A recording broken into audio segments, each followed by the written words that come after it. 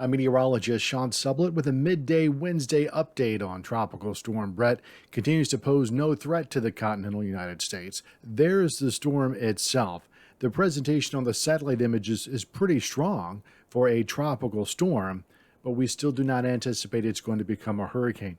Interestingly enough, there is another system farther upstream, if you will, into the more distant part of the Atlantic Ocean, which may take on some characteristics of a tropical storm much later on in the next 24, 48 hours or so. But right now, what we're most concerned about is Bret. But even so, not for the continental United States.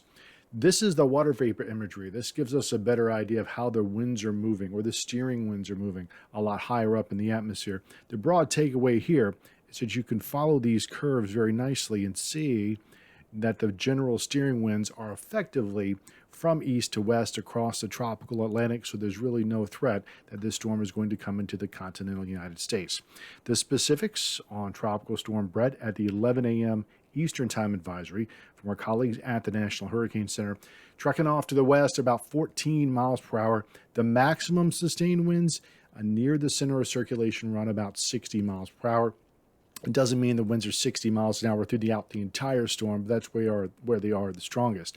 Now, this is very likely going to impact Barbados and other parts of the Lesser Antilles. So we're thinking Dominica, Martinique, St. Lucia over the next, let's call it 24 to 48 hours or so, mostly just with heavy rain and some gustier squalls. We don't expect a lot of damage here, but there will be some fairly consistent 30, 40 mile an hour winds, and they'll get a couple inches of rain out of this, but it does not look like a kind of system that's going to do any real lasting damage to that part of the world.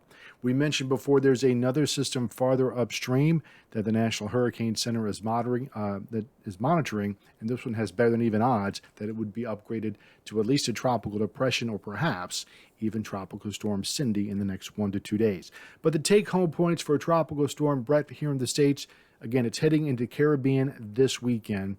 Reconnaissance aircraft is on the way to get a better feel for just how well structured this system is before it moves into the Caribbean in the next 1 to 2 days.